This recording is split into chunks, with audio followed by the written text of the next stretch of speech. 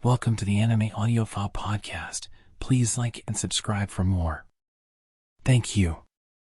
Konoha Shinden, Steam Ninja Scrolls. Prologue.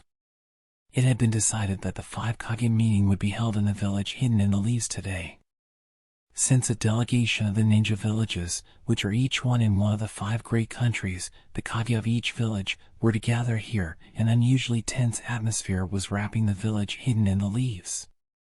The checking in of the people who passed through the elm gates, the entrance of the village, and the inspection of their luggage were carried out even more strictly than usual. The people in charge of security were always keeping a watchful eye to check if there weren't suspicious people and things downtown, and all around the place of the meeting they had formed an impregnable security network that wouldn't let pass a mouse or an ant, if someone would use a transformation technique. Furthermore, even at the academy that the children were attending to, the lessons were to end earlier that day. In short, in the village, they were in an extremely high state of alert. It was a situation in which there was vigilance everywhere. Even if it was a peaceful world in which there weren't disputes between fellow villages, no, exactly because it was a peaceful world, they couldn't be off their guard towards those who tried to destroy it. Much less during the meeting of the actual 5 Kage, although it wouldn't be an exaggeration saying that they've built friendly relationships as they've never been in ninja world history. Because in any age, in any country, people who try to disturb peace will certainly appear. If a one-time thing happened, it would become an international problem, as well as an issue that would affect the village hidden in the leaves' reputation. If some problem happened as a lot of other people were watching, even if it was a silly child's prank, they couldn't apologize with it's just a child's doing. Of course, if the opponent were really a child, even the people of the other villages wouldn't scold them over a thing like that. But things don't go like that in this kind of society. The village hidden in the leaves as a whole, as the place where the meeting was held, would have set a bad example for the other villages. Especially today, it would be an extreme shame if the mountain of the past Hokage, which was the symbol of the village, would be vandalized with graffiti. Of course, there shouldn't even exist a person who would do such an outrageous thing. They hoped there wasn't. Really, well, in a corner of the unusually extremely guarded village, there were 2 men. Without most of the people of the village knowing it, quietly, they were carrying out a sort of secret plan. The man who had his mouth concealed by a dark mask asked his companion coolly, "Well, how about you?" The man that had been questioned had his right foot covered in a plaster cast and was sitting on a wheelchair. The man in the wheelchair made a face not as dissatisfied as he should have shown, and answered the question. Apparently he intended on following his secret plan. The absolutely secret plan the 2 were carrying out was this. Hot spring trip. There's something pleasant about being 2 people alone, completely and carefreely submerged in hot springs in various places while having a tour in a mist place.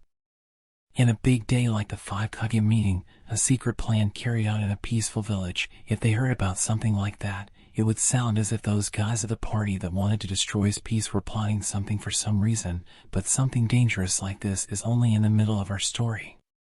The man with the mask covering his mouth, Itachi Kakashi, was thinking like this. Kakashi, who had guided the village hidden in the leaves as the 6th Hokage, had handed over this duty to the 7th Hokage, Uzumaki Naruto, and now had already retired from active duty. In the presence of the current Naruto, who was holding the 5 Kage meeting and had built favorable relationships with the Kage of the other villages, old-timers butting in this and that would be a problem. Kakashi, taking the chance since he left the Hokage's seat, suggested to go on a short trip to his childhood friend. This trip could happen only because Naruto had grown to adulthood and was sustaining the village splendidly. When he had been super busy with work, it had been an extremely impossible talk. The man in the wheelchair, who was following Kakashi's proposal, my guy, Kakashi's eternal rival even if his friend, gave voice to a certain problem as if he had thought about it accidentally as he was coming here. However, the previous Hokage can't go wandering about outside the village on his own accord, right? It was an extremely natural problem. Although he had retired from active duty, the previous Hokage was an important person in the village. In time of need, it would be a problem not knowing where he was. However, he had already gone through this chat with Naruto. True, but there's a person who's been recommended by Naruto. The 7th Hokage, Uzumaki Naruto, had recommended a certain person as their attendant. Kakashi and Guy, and the recommended attendant.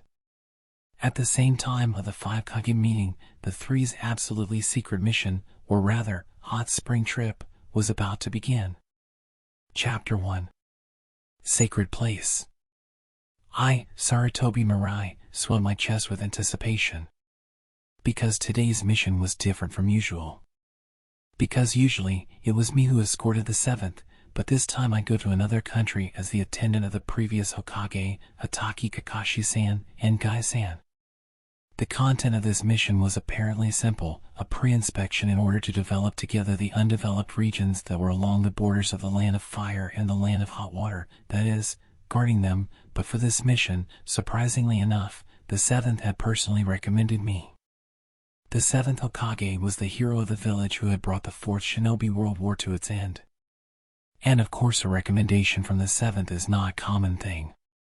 There must have been a suitable reason for the fact that he had expressly recommended me as an attendant to accomplish an important mission like guard duty. In short, there's no way I would be a mere attendant. A shinobi is a person who reads between the lines. Perhaps it was a mission that would go easily beyond an S-rank level. Even if I pretend to be a mere attendant and deceive those around me, I should protect the 6th from the hands of wicked evildoers, risking my own life in case something happened. It was probably a highly dangerous mission like that. That's how I interpreted it. In short, the 7th was telling me that he only relied on me, just on me, to perform this highly dangerous mission. For this reason I was full of anticipation. The 6th, who was the subject of my guard duty, looked somehow idle, and was in an important position, that is, he was the previous Hokage. I expected that he'd probably be targeted by all the bad guys. Probably, his life kept being targeted by terrorists, and then even more terrorists, 300 days a year, 24 hours a day. However, I'd be there now. It was my time to shine, now that the 7th had recommended me. It wouldn't be an exaggeration to say that I've always served as the 7th's guard, and guarding was naturally my speciality, and as long as I was there, they wouldn't lay a finger on the 6th, and Guy-san. Better, if a finger approached them, I'd break it. I'd smash it. For this reason I went through a hard and strict training. As I thought, you can protect the 6th from foul terrorists, Mirai. Only you, I'm sure that even the 7th would tell me this. In this mission, I intended on working so hard that everyone in the village would be amazed, and showing them more than enough this true strength of mine. And then, I'd live up to the 7th's expectations. Before I left home, I joined my hands in front of my deceased father's portrait, filled with excitement. The mission would last 2-3 days. For this reason, several days later they would speak about Sarutobi Mirai's great enterprises, the one who protected the previous Hokage, and Guy-san, to the very end all by herself and knocked out wicked terrorists, in Konoha and through the whole ninja world as well. The mission that would increase the Sarutobi clan's pride even further, and that I couldn't absolutely fail, started now, and, like that, I was full to the brim of anticipation. But Kakashi, the wind feels so good, ain't? Yeah. So lucky there's fine weather, really. While pushing Guy-san's wheelchair, the 6th looked up to the sky. The day was sunny and calm, just like the two's calm expressions and voices. I was following them as I watched their exchange speechlessly. Since the two, who were in front of me, were walking extremely calmly, I was inevitably proceeding with a calm way of walking as well. We were walking along a quiet highway that commanded the view of many mountains in the distance and was surrounded by fields all around. Since it was a street with that good view, even ordinary people like merchants and travelers used it, and it was also not far off the village hidden in the leaves. It was a relatively safe highway. The quiet and dull landscape continued. Oh, a bird singing. Yeah, that's a shrike. The quiet, harmless and inoffensive conversation continued. Speaking of shrikes, they're famous for impaling their prey on twigs. You mean, the fact that they stab the insects they've captured with twigs, right? Come to think of it, Didn't you drive some stakes into the ground in 4 places at once and dare to do push-ups above them? Yeah, I miss those times. It has turned into good training. Gai-san looked quietly up to the sky. Because I was far from the ground. If I had used up all my strength, I'd have fallen. If I had fallen, it'd have been really painful. That's why it was a nice training, because I had to do my best not to fall at any cost. About that, when was it that you had started talking about doing push-ups standing on your hands only after you did ordinary push-ups above the stakes? Now that you mention it, it might have happened, it might have not. If I remember correctly, I had got rather irritated because no matter how many times I asked you to join me in my training with stakes, you were carefree reading books in the shade of a tree. And I said, look at me, Kakashi. Was it that time when you let your hand slip and knocked your stomach on a stake and vomited? I saw you fell senseless on top of the stake, your body completely bent over, and even now I remember well that I thought you looked like the prey of a shrike impaled on a twig. The sixth listened carefully to the singing shrike with a calm expression. Since then, whenever I hear a shrike singing, I remember about your senseless figure. Hey, don't remember a thing like that. Forget it. Gai-san yelled while his cheeks blushed a little. Since we left the village hidden in the leaves, the two of them had kept being in this way. The sixth and Gai-san amused themselves with reminiscent talks while breaking their journey here and there for things like famous places in the outskirts of the village, walking slowly. The mission was to last 2-3 days, and we absolutely had to go outside the country, but I wondered if it would be all right at this pace. Even though I had an uneasy feeling, I walked in silence. If it had been just me, I could have proceeded as fast as I wanted, but an escort mission doesn't work like this. As to control my feeling of impatience, I adjusted again the knapsack I was carrying on my back. By the way, it was a common thing for every ninja, not just for those who had guard duties like me, but ordinarily, when they move through long distances, ninjas are expected to carry a big luggage on their back. Because when the time comes, it would be absurd for a ninja that has to use a kunai promptly and throw a shuriken and form hand seals to have their hands busy with luggage. Of course, on the contrary, there are also people that do hold their luggage in their hands. Maybe there are even assassins who pretend to be travelers and not ninjas, and attack you suddenly. Just because the hands of the people that walk past you are busy with luggage, you mustn't have the wrong impression that they are ninjas. Because the foundation of a ninja is also taking the opponent by surprise. Naturally, the three of us were dressed up as travelers now, but, according to the sixth, the current mission was a top-secret mission, and an appearance that immediately gave out that we were Konoha shinobi would bring trouble. Therefore the top-secret mission was like this, with few people moving, and with me as the only guard. For this reason all the three of us had changed into traveler-like clothes, and we were walking carefreely through this safe highway, but nevertheless, so slow, I sighed silently.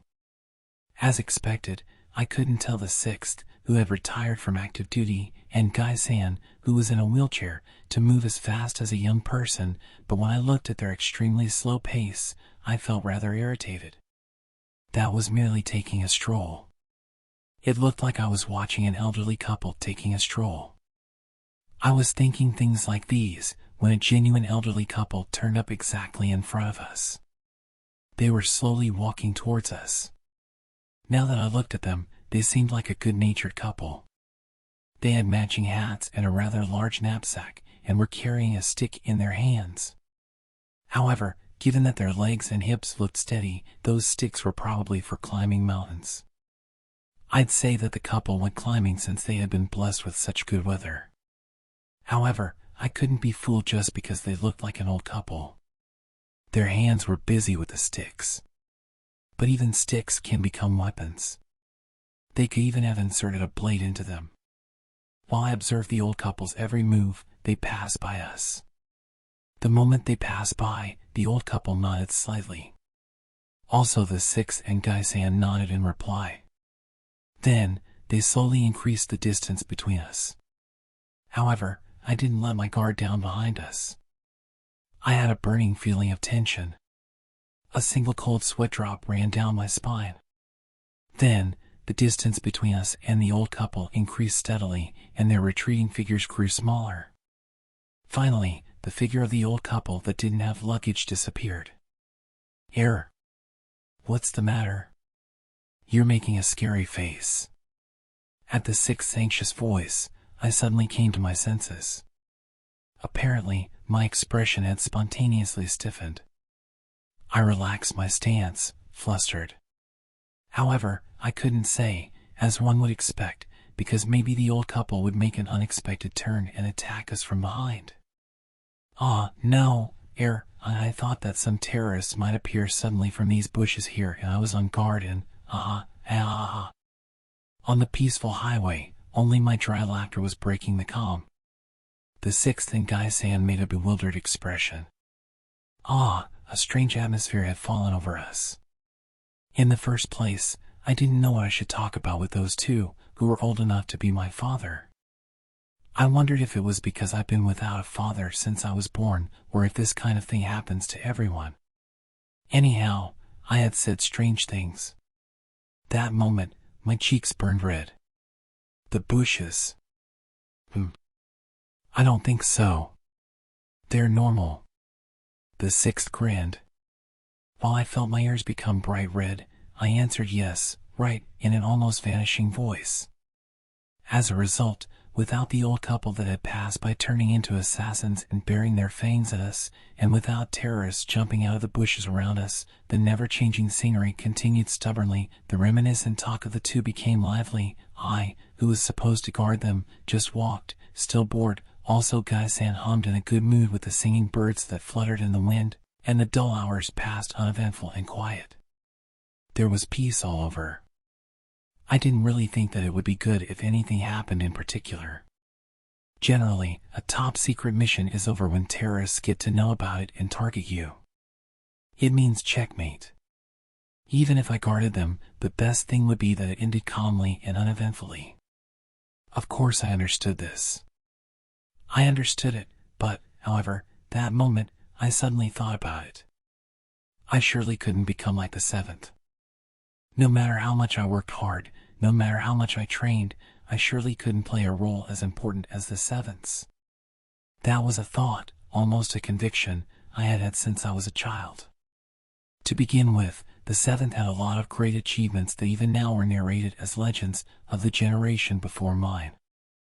A thing like this would probably have nothing to do with me. Anyhow, times had changed. As for my battle experience, I had only guys that were some kind of armed thieves, poor excuses of a ninja at best, as opponents. Honestly, they weren't even opponents. There's no way I would lose against blockheads who had run away from the village and misused the techniques they've learned for their selfish desires. No matter how many of those guys I've dealt with, I wouldn't possibly be a match for the seventh's legendary enterprises. My great efforts got immediately hazy. For this reason, I thought about it sometimes. I considered it. Peace was a wonderful thing. However, if there was constant peace, and everyone was happy, and it became a world in which there weren't any bad guys or people in trouble, what would become of ninjas then? What should people like me do in this kind of world? In the first place, why did I become a ninja? I thought things like that while I gazed at the absolutely quiet and peaceful scenery. Why did I become a ninja? Why do I keep being a ninja even now? Why? That's right, a crying child like my past self shouldn't have stayed alone, that's what I thought. Suddenly, I remembered those words. These were the things my cousin, Sarutobi Konohamaru, told me once. Since we are both the third Hokage's grandchilds and both worked in a mutual familiar with the seventh, I often meet Konohamaru.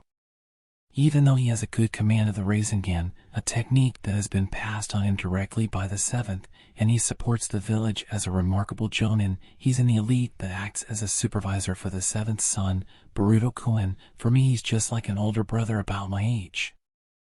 And during a trifling conversation with Konohamaru, I had casually asked him this question. If I remember correctly, I think I asked him something like why he kept being a shinobi to the point of training hard and painfully in the current times, when there was peace. That time, it had no particular meaning, it was only in the flow of the conversation for some reason. I had asked it just out of curiosity. It's a faint memory, but maybe it was something in the middle of the story that Konoha was cooperating in the research and development of a new ninja tool.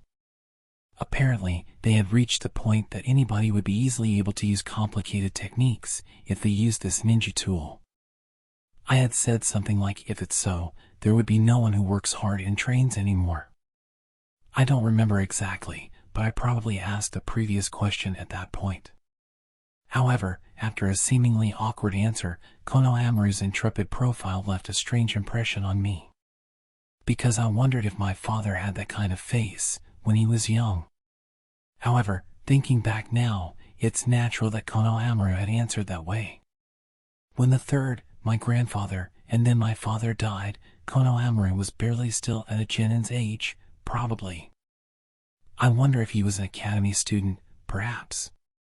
That surely was the answer of a person who had shed tears for his own lack of strength, of someone who was still a child and couldn't do anything in front of the death of a close person. So, how about me? Since I was born, my father hasn't been there. He wasn't there from the beginning. It was natural. For this reason, it isn't really clear for me the feeling of loneliness of not having a father. Of course, if I had to say if I'm lonely or not lonely, I'd say lonely. But I wonder if the meaning of the word lonely is different for me, who have never had a father from the start, and for people who have lost their fathers midway. If I think about it, it's not that when I was a child I was too much aware of the families of my friends compared to mine and things like that. That was surely thanks to my kind and sometimes strict mother, and probably thanks to the many people of the village that took care of us children. However, for this reason the answer wasn't the same for me, who has never lost, and Konohamaru. Konohamaru is a person who has lost somebody. I'm not. If it's so, why did I become a ninja? Why did I keep being a ninja? Because both my father and my mother are ninja? Because I'm the granddaughter of the third Hokage? Or because I'm the member of a clan who has a ninja lineage? In the end, it was just because I only thought about that. It was just because I've been living as a person who would become a ninja as a matter of course when she grew up. In short, did that mean that I was only walking through this path as I've been channeled? Even now that I was quietly walking, matching my pace with the sixth while accompanying the sixth as his guard like this and pursuing the path the sixth was walking, following after the sixth, wasn't it completely the same thing? And then it seemed to me that I had no such thing as a will. Even if we keep on proceeding forward at a lagging pace, in the end we'll end up arriving somewhere, I thought, intently. The three of us finally arrived at a post town. The sun was still somewhat high, but apparently the plan was to spend the night here. Today, we got a reservation in an inn and went through the busy main street. In the middle of the tumult, I walked silently next to the sixth for a while, but, finally, I boldly asked him this question. It's really okay moving at this pace. Maybe it was natural that we were looking around for various sightseeing areas for our inspection, but even so I was bothered by the slow pace. Even this town was still within the Land of Fire's jurisdiction. However, the sixth's buoyant attitude didn't change. The mage? Yeah, it's alright. Look over there, the sixth said, and pointed to a mountain range that appeared in the outskirts of the village. If you pass over that, you're already in the Land of Hot Water. Oh really? The Land of Hot Water? I muttered, and stared intently at the mountains. Does it mean that we're already near the national border? And tomorrow, about this time, will we go beyond the national border and be on the other side of these mountains in the Land of Hot Water? I was thinking for no particular reason. Thereupon, Kakashi, there's a hit the target here. What do you say? Are you going to play or not? We heard Gaisan's voice coming from in front of us. His face appeared from a shop nearby and he waved. Well, let's try it out. Oh, you're easily influenced. That's so different from the old times. Well, that's because I got rather old. My personality mellowed out, more or less. The sixth passed under the curtain of the shop with the hit the target stand, while laughing lightly with a ha ha. I looked at him silently. Since those two were always in that kind of mood, I didn't feel like we were on a mission. I looked around my surroundings with the umpteenth sight today. The post town was crowded with people. It was very trafficked. And why did I feel like it was oddly full of young people? Or rather, except for us, there were almost only young people. Guessing from the atmosphere, they were probably couples, but why like this? Mixed with the young people, the sixth and Gai-san were chattering in high spirits. Despite being old enough to know better, the two men were switching from sadness to joy as they threw wooden kunai and rubber balls. To be honest, I felt awfully out of place. And what the hell was I doing, protecting them behind their backs? What would the people around us think about the three of us? Probably they thought it was some kind of meeting. At least, probably nobody thought that one among us was the previous Hokage, but if they could have done it, I'd have run away on the impulse of wanting to escape from this place, aborting the mission right away. New, another draw. Immediately, Gai-san came out of the shop. Also the sixth came out while pushing Gai-san's wheelchair, following him. I stared at their two figures, who had come out sooner than I thought. Eh? Here, they hit the target. Ichin? Yeah, we didn't hit even one, the sixth answered with a smiling face. Apparently they hadn't taken any prize at all. In short, the person who was supposed to be the previous Hokage couldn't even hit the prize of a hit the target. I was almost too stunned to move. No, though if they had been real kunai we would have hit it. Yeah, so bad. However, it was a nice fight. Before those two radiant smiling faces, my face didn't change from being ghastly pale. I mean, the previous Hokage, of all people, had messed up. No, there was no point in getting irritated by their playing. Or rather, how difficult was the hit the target there? Alright, well then, Kakashi, let's go in the next shop for another match. Here, wait a second. At Gai-san's voice, the sixth fetched his wallet and checked inside in a hurry. Now, he looked more like my mum rather than the previous Hokage, and, suddenly, a shout of joy occurred. When I looked, thinking about what was happening, I heard the voice of a young girl who was making an excited noise coming from the previous hit the target shop. Apparently, a couple had totally got the prize. Those people had done better than the previous Hokage.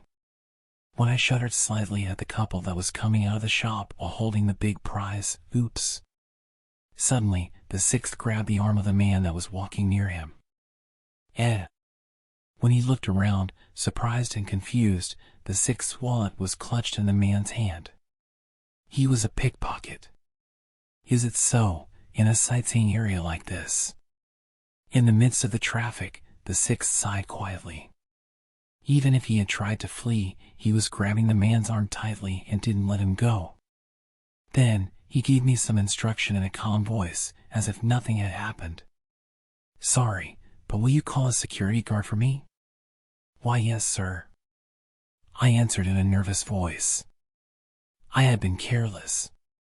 Despite the fact that I was the guard, I was completely exhausted because I was annoyed by the two's relaxed air. To think that we had been targeted by a pickpocket. However, as expected from the sixth. As I thought, the previous Hokage's reputation wasn't just for show. A moment later, bam, the sixth's wallet revolved in midair. Oh! The sixth let out an idiotic cry.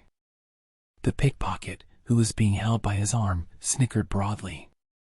At the same time, another man, who had appeared suddenly from the crowd, seized the wallet that had been thrown and quickly ran away. There were two pickpockets. No! Mirai, follow him. As Gai-san yelled, I started running. I followed after the man that was running away, skillfully making my way through the spaces between people. Above the main street, which was packed with a lot of tourists, he had an advantageous position. If I lost sight of him even once, it would be all over. I couldn't let it happen. I quickly formed hand seals as I ran. The movements of the man, who was often checking behind him if I wouldn't catch up with him, stopped suddenly. "Aork, what's this?" the man yelled. Because at the man's feet, trees and shrubs had grown all of a sudden. Without stopping, the trees and shrubs slowly coiled around the man's body, and in the blink of an eye the man was constrained. Demonic illusion, tree-binding death. This jinjutsu, passed down in Konoha since ancient times, is a technique that arrests the opponent, showing him an illusion of trees and branches coiling around him. If you're not resistant to jinjutsu, you can't even move one finger. Originally, it was a technique invented in the epic of the first Hokage, Senju Hashirama, who was a wood-release user and the founder of the village hidden in the leaves. At the beginning it was used to convince the opponent to think that he was under the influence of a wood-release ninjutsu. In short, by showing this illusion to the enemy, it was used to scare them and make them think if, perhaps, it was Senju Hashirama the one fighting with him now, and if Senju Hashirama was in the enemy's core. As the one and only wood-release ninjutsu user, the first Hokage was known all through the ninja world, and this jinjutsu was born because of his influence. Well, I had a superficial knowledge of most of this story because I heard it from my mom, but I approached the man, walking slowly. When I stretched my hand, the man stiffened his face and Noah moaned. His face got pale as cold sweat beaded it. Probably, he didn't even notice that he had been put under a jinjutsu. I recovered the sixth wallet from the man's hand, who couldn't make the slightest movement. Finally, I was able to do a task worthy of the name guard. I handed the pickpocket over to the town's public security maintenance corps. I went back to the sixth and Gaisan's side, and even though his wallet had been stolen, the two were pleased for some reason. I'm astonished that there were two of them. Indeed, I hadn't realized that. Those guys were professionals. Wahaha, Gaisan laughed. Ah, the sixth laughed as well. I felt it was too soon to relax during my absence, even though I was handing the pickpocket I had caught over to the public security maintenance corps. Gaisan was clutching his fists exaggeratedly.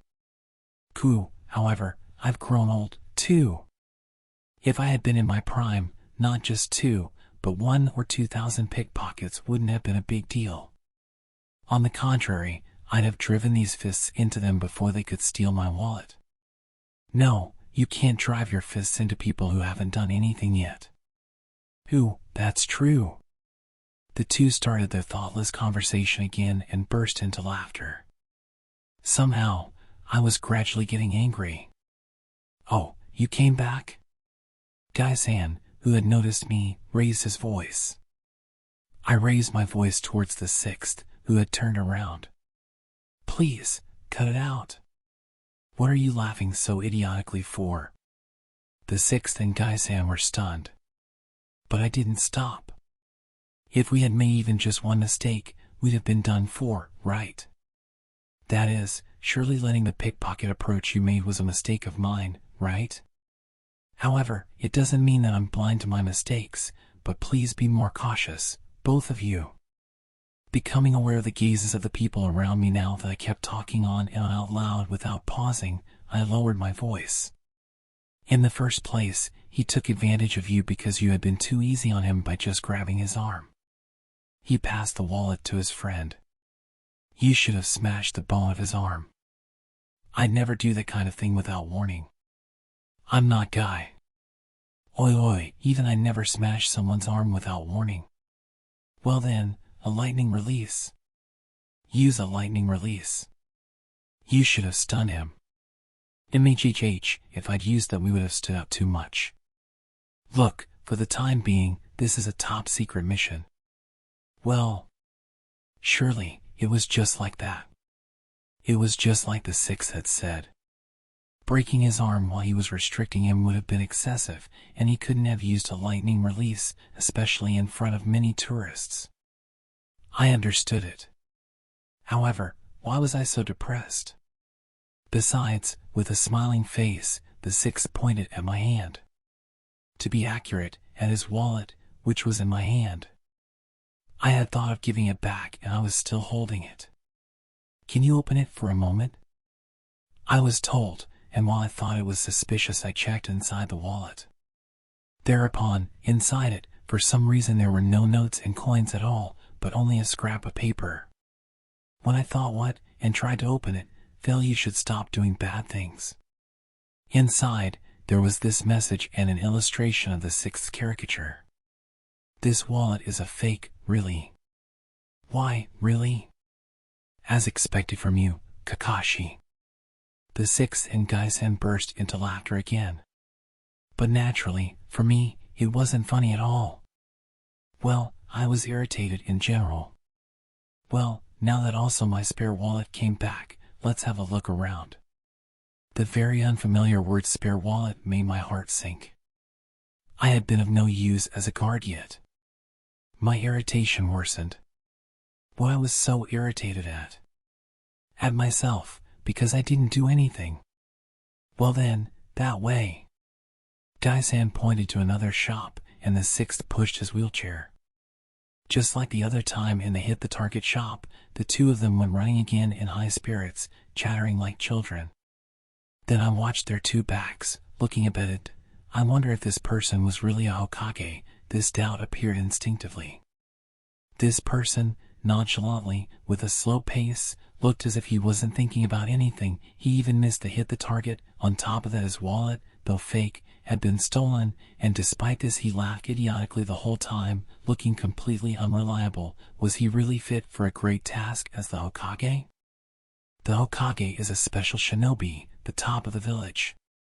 It couldn't fit a person like that, who takes commemorative photos mixed together with a crowd of young people with such a light-hearted mood. Such a fool.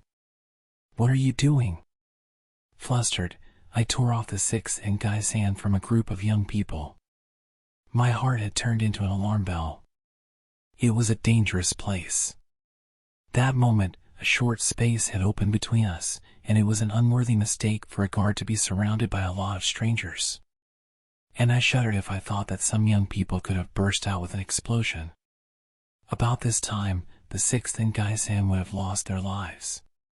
Please, don't go wandering about on your own. I hanged my head while out of breath. When I raised my head, there was Gaisen in front of me, who smiled, showing his white teeth. Or rather, there was only Gaisen. Wah, sixth. After a while, a strange voice came from the bottom of my stomach. Rather than that, I had called him sixth. Despite the fact that I had to call him Kakashi-san in front of other people, out of security. I had never expected that so often in one day. My pride as a guard would have been hurt until here. I frantically looked around me. Thereupon, the figure of the sixth in a lane not far away. The sixth, who was littering in the lane, for some reason had put his hands on a roadside tree nearby and had his eyes wet. And he was muttering incessantly, perhaps this is that tree, and so forth. He excused me, that. At this overly ambiguous and strange scene, I was somewhat taken aback. Thereupon Gaisen, who was coming next to me moving his wheelchair, smiled calmly. He's always been saying that he wanted to come here. Until now, he had always been busy and his wish never came true. Come here?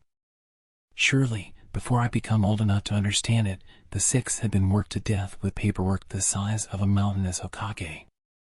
Maybe he hadn't had a holiday worthy of that name in which he could have traveled afar. However, no matter how I looked at it, this place seemed nothing but an ordinary lane. Don't tell me that this is that shop. This place I'm about to stand in is that road. The sixth had raised a shout of joy while his eyes sparkled, looking around restlessly. He was completely like a child in a toy shop. I wondered if it wasn't strange that the sixth, who had always been having that impression of being aloof from the world, was exposing his delight to this extent. What in the world was this place, which fascinated the sixth to this extent? Finally, my long-lasting dream came true. Now I'm standing in that place, in the sacred place of Makeout Paradise. The sixth raised both his hands to the heaven and emitted a cry of joy. Makeout, what? I asked Gaisen without thinking. Makeout Paradise. Kakashi's favorite book since he was young. Gai-san muttered, and in his cheeks, for some reason, there was a stream of tears. Your dream finally came true, Kakashi. Gai-san was sobbing, and the sixth had raised his fists as if he was raising a war cry of triumph. What? I didn't get the hype. Then, what? A book with this dumb title. Surely the person who wrote it was dumb as well. I wondered what kind of book was it. I wondered if the fact that I felt so many young men and women around me was because of this make-out something. Thereupon, the sixth muttered as if he had digested his joy. This is the location of when they made the movie. They even made a screen version. I wondered if it wasn't that. Perhaps, only the title was strange, and the content of the book was unbelievably useful. Was I too hasty in judging it by its title alone? Anyhow, it was a book that the sixth loved reading when he was young. Surely it was something very secret. It's okay if I read it too, right? Eh? Gai-san looked up to me, emitting a hysteric voice. Since he was staring at my face too fixedly, I felt somehow awkward. What is it? For you, it's too soon. Gai-san declared flatly. His figure was just like some teachers. A teacher that puts theory in practice, just saying watch and learn without coaching directly his student. However, I didn't give up. Well, its contents at least. When I insisted like this with a serious look, Gai-san furrowed and made a sullen face. Its contents. Gai-san thought, and then he suddenly covered his face with both his hands. I can't tell you. I simply can't tell you. Gai-san shook his head just like a little girl, saying no way, while his face became red till his ears. What's up with him? At Gai-san's unexpected reaction, I was completely let down. Either way, I was in the middle of a mission now. I would take care of the book after I came back home. When I made this resolution within myself, Gai-san was holding out the copy of a book. This is. If you read, I hope you'll read this book. It's Rush Out, Youth. 24 hours of hot blood exercises I supervised. And there's also a video with which you can exercise together with me, he said, and handed the book over to me without even listening. Or rather, he half forced me to take it. On the front cover, there was the figure of Gai-san pointing his thumb at his nice smiling face. Then Gai-san continued, with the same facial expression and pose reported onto the front cover of the book. In this book, there are written down the methods of exercise I invented and performed while sitting. It has been thought so that even old people with frail legs and waist can easily exercise. By reading this book and exercising for 24 hours with me thanks to the enclosed training video, everyone will surely become healthy and sound in the blink of an eye in their own homes. What? If they didn't withdraw this book from sale immediately, old people would die. I was still holding the book dumbfounded when the sixth came back, satisfied for the sacred place. This book. I mean, the one you're holding. Looking at the book, which was already sweltering from the front cover, the sixth made a weary expression. 24 hours, that's plainly impossible. That's not true. Lee was greatly excited for this book, and he even said I'll begin this training every day from now on. Oh, no! They had to hurry up even more to withdraw this extremely dangerous book from sale. Lee-san's whole life from now on would be completely devoted to exercise. No, look, that's because that kid underwent a special training. What the heck do you know about my student? I stared at the two's bustling exchange, peacefully. Their frank verbal arguments, which were made possible exactly because they really understood each other's feelings and they had been friends for long years, were pleasant even from an outsider's point of view. At the figure of the sixth that treated Gai-san lightly, my features softened instinctively. Somehow, they're always in this mood, those two. Then, while I watched those two's figures, I realized I was thinking about my late father. Both the sixth and Gai-san should have been about my father's age. If Dad had been alive, what kind of feeling would he have had? Would he have been a hot-blooded man like Gai-san? Or would he have been a carefree and easygoing person like the sixth? Even if I joined my hands in front of him every night, I couldn't get to know his voice and his character from his portrait only. If the people who knew my father saw his portrait, probably they would recall valuable memories, but I didn't have any memory with my father. I never knew firsthand what kind of way of talking my father had, with which kind of voice he spoke. Alright, if it's so, let's go back to the inn and put my proud exercises into practice. Mage, no, I'm okay like this.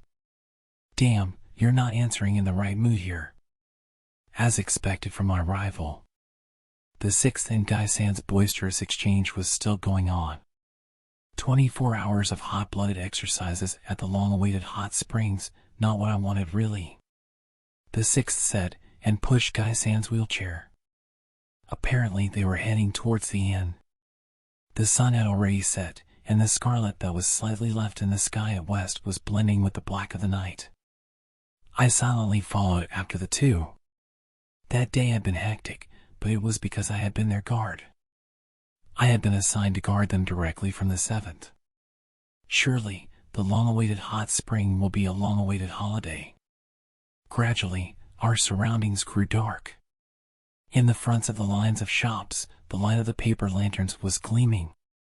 Yeah. My voice escaped from my lips instinctively. However, my voice was erased by the tumult of the town. Really? You're so serious, too. Anyhow, if it hadn't appeared as a mission on paper, we wouldn't have been able to leave the village like this. At the words that Gai-san had said, for some reason, my feet stopped. Holiday. On paper. Surely he had said it. In short, this was only sightseeing. And this place here, even if they called it inspection, was only a place they wanted to come to. I was really a mere attendant. It was impossible to do a meritorious deed as a guard. At best I'd only been brought along because I was needed on the official papers for the trip of the previous Hokage. Out of all the things that rushed about inside my head, just one thing I thought at first. Seventh, why me? Why did he leave me out of his guards on the important day of the 5 Kage meeting? Why was I standing in a place like that instead of being the seventh's guard? I had been excluded because I was inexperienced. The sixth and Gai-san were going on. I stared at their backs, dumbfounded. Night. In one room of the hot spring inn, the sixth and Gai-san were having supper. The figures of those two dressed in yukata looked completely at ease. Or better, far from being at ease, it seemed that the sixth was somehow absent-minded. As usual, I got the vague impression that made me doubt the fact that he was the previous Hokage. Gai-san was Gai-san, had an extremely big appetite, and he was just as I saw him. I was looking at their two figures through binoculars. Right now, I was outside the inn, above a tree that was in the garden. I had declined supper, and I decided within myself that I'd guard the two of them who were inside their room from here. Even if it was a mere holiday, even if it was sightseeing using the pretext of a mission, then I'd carry out this mission till the end as I pleased. The attendant of a sightseeing tour, in short, if those two could even finish their enjoyable sightseeing and go back to Konoha without problems was fine enough. In that case, there was no need to have supper with them, and there was no need of staying in the room next to theirs either. I wondered if it was enough that the things I had to do were things like arranging as much food as possible and getting a reservation at the inn, and then looking at them from afar in this way. Anyhow, my duties would be over tomorrow or the day after. It was boring, but it was something I could endure. Then everything would be over. This futile mission as well. I let on the trunk and sighed. The steam that rose up from here and there in the post town was absorbed by the evening sky while being illuminated by lamps that filtered out of the houses. I, who was thinking about sightseeing for some reason, made my body tremble suddenly. Night had fallen, and I got a little cold. Really, why am I doing a thing like this? In the binoculars, Gai-san was stuffing his cheeks with an appetizing-looking temperate. What? This meaningless scene in time, gruel, my stomach roared. I fetched a military ration pill and ate it, squirming. It tasted as usual. Rather than being familiar with it, it was a taste that I was pretty sick of. However, I was grateful that I could eat food I was familiar with in times of emergency. Because in a strict mission, or in an unfamiliar land, I could stabilize my soul by feeling in my mouth a known taste. In some way, even now I was in a strict and unfamiliar situation, though it was a thing I have liked to eat in a mission that looked much more like a proper mission. When I peeped through the binoculars, Gai-san, who had eaten up all the tempura that was in his plate, was holding out his chopsticks to the sixth plate. Then, he stole the tempura from the sixth. Unbelievable. What's up with those old people? It's not that they were children. But I wasn't surprised only for that. It was the sixth. The sixth didn't react at all. Even though it was in his meal, apparently he hadn't even noticed that his tempura was disappearing from his plate as he was staring absent-mindedly into space. Wasn't the only ornament in there the one holding chopsticks and bowl? How dull. I muttered instinctively. Having been close to him all day long, I kept being disappointed by the sixth. At any rate, he was completely different from how I had imagined him. He was extremely different from the seventh. I thought he was a much more splendid, amazing person. But was that really the truth? I was disappointed by something like that. It was really a disappointment. Once again, I checked the sixth condition, who was spacing out. To begin with, how did a person with his lips covered by a mask intend on eating? Come to think of it, I'd never seen him without his mask along the way, not even once. What kind of face on earth did he have? I watched him attentively, holding my breath with a gulp. Thereupon, my eyes and the sixth's eyes met. "You'll catch a cold, you know?" the sixth asked me. "Please, ignore me. I'm just keeping watch on my own." I replied with a sour look. "No, wait. Now, how is that voice? Ah." I turned around, disconcerted. The sixth figure wasn't in the binoculars anymore. "But I can't eat if I'm worried that you're here like that." On top of the tree behind me, there was the sixth figure, who was talking with a calm tone. "In no way, fast." I opened and closed my mouth just as if I was suffocating. For the excessive shock, the words didn't come out well. Then, after a pause, sweat suddenly came out of my body. I was affected by the cool evening and my body was cold. It wasn't normal for me being surrounded from behind without even noticing it. I could have said it was impossible. But despite this, the sixth was standing there with a carefree air just like until not so long ago. "Why are you so fast only now, when you didn't mind that your tempura was being stolen?" "Tempura?" At those words, which had finally come out of my mouth after I had regained composure a little, the sixth tilted his head. Then, I've always disliked tempura." "Well, that was also a long time ago, but Guy has always been eating them for me." "That guy eats them even if I told him that he could get a bad stomachache nowadays because of his age," he answered while staring at the window of the inn, at Gai-san, who was inside the room. "Is that so?" It was natural for those two not worrying about their tempura disappearing.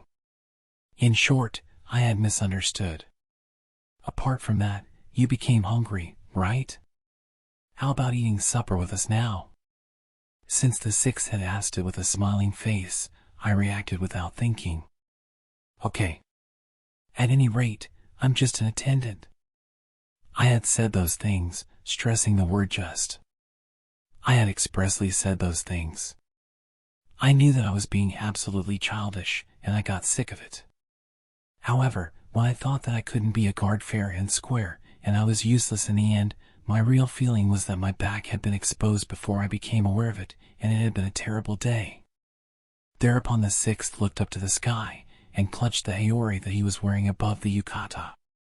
Then, he said one thing in a low voice. "As the Hokage's son, I wonder how he feels." A thing like that, without any logical connection. What, all of a sudden?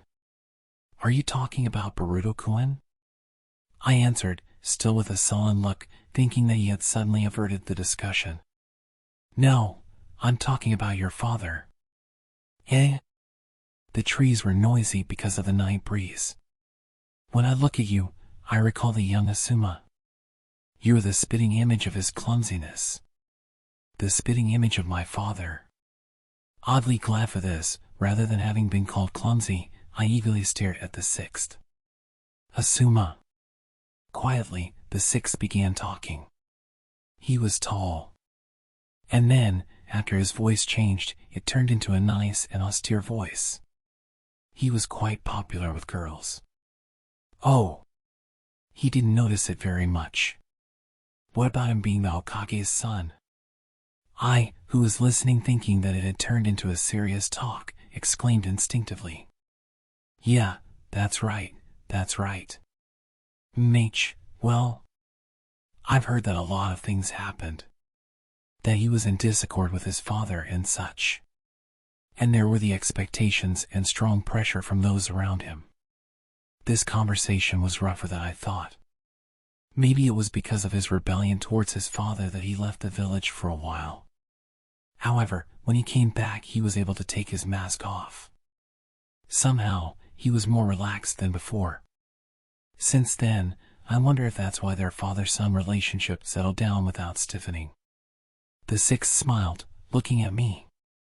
Well, I'm having this conversation now because you were so stiff, just like Asuma when he was young. I think you should be much more relaxed. Relaxed? Yeah. Being diligent is okay, but don't steel yourself too much. Even Naruto is worried about it. He says it's such a waste of your true strength. Curiously, when you put too much weight on one's shoulders, even things that should go smoothly turn out badly. The seventh, a thing like that. That's the thing he had always been worried about. Why, on the day of the 5 Kage meeting, had he expressly left me out of his guards? Because he was caring about me. Is that so, right? Still leaning onto the trunk, I hugged my knees. I thought that he didn't care about things like mere guard duties. But I was wrong. The seventh was looking at me attentively.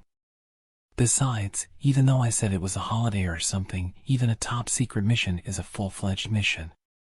We have to do it as travelers, and not as Konoha shinobi. You were looking around with binoculars, oddly stiff as a guard, will be found out. Were my eyes really that sharp? Yeah. To be frank, they were the eyes of a carnivorous animal that aimed at prey. I wasn't even a shinobi. I planned to restrain myself well, but I had been found out like that. When the sixth and Gai-san, even while they were more in high spirits than needed, were doing it to pretend to be travelers, I didn't even notice it. Then, in this case, I remembered something. Then, the fact that you weren't able to get the prize at the hit the target was on purpose, in order to pretend to be mere travelers perhaps. The moment I asked this, the sixth's face darkened. No, that was accidental. You really didn't hit it. No, I couldn't be frank with you. I discussed with Guy, and when I said something like let's get the biggest prize here as a surprise present, it was more difficult than I thought and everything went wrong. It was useless. To think that 2 old men would think about that. The sixth smiled lightly, and continued. However, I can tell you only this. The fact that Guy and I were able to laugh in peace and have fun today, Mirai, it was because you were here, our guard specialist, he told me with a smiling face, as he always did. Surely, those words weren't too casual for the sixth. Probably the sixth was like that with anybody. However, it wasn't the same for me. With these casual words, all the things that I had done today had been rewarded in an instant. Those words were warm just like a hot spring. Tomorrow, I'll relax a little more, and yet I'll be your guard with all my strength. I answered, embarrassed. I'd be spontaneous like the sixth and Gai-san while pretending to be a mere attendant. However, when I thought about this, I felt it was a pity. However, that's bad. The mission was to last 2-3 days. Even though I could surely learn many, many more things thanks to the sixth and Gai-san's informal and relaxed behavior, this mission would end too soon. Now I had a feeling of regret about the fact that I thought, before, that I'd endure it because the mission was going to end soon. I frankly gave voice to what I was thinking. In 1 or 2 days, it will be over already. This mission. Ah, the sixth exclaimed, and made a doubtful expression. What? Error. I thought they informed you that the mission was going to last 20 days. At his words, my mind froze. Ah, maybe you misheard 2 days instead of 20 days or something, the sixth told me, and when I tried to remember very carefully, calming down, I realized it way too well. Ark, I got confused. I yelled instinctively, at my wit's end. Surely there was 20 days written in the documents. However, for some reason the impression of the number 2 was stronger, and then, after I arranged my baggage and joined my hands in front of my father's portrait, I had told my mother I'll be away 2 or 3 days, and I had completely misunderstood 2 days myself. Thanks to this, the knapsack I was carrying was wrong.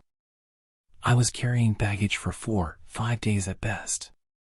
Mate, you're like that. That type of kid that looks all serious, but they're unexpectedly spontaneous. Ha ha ha, the sixth laughed gently. Extremely embarrassed, my cheeks turned crimson in a moment. And no, it was an accident. It was really an accident. As I frantically denied, my voice rose up to the night sky together with the flickering steam.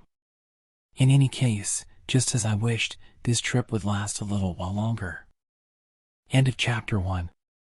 Thank you for listening. Remember to like and subscribe for lots more.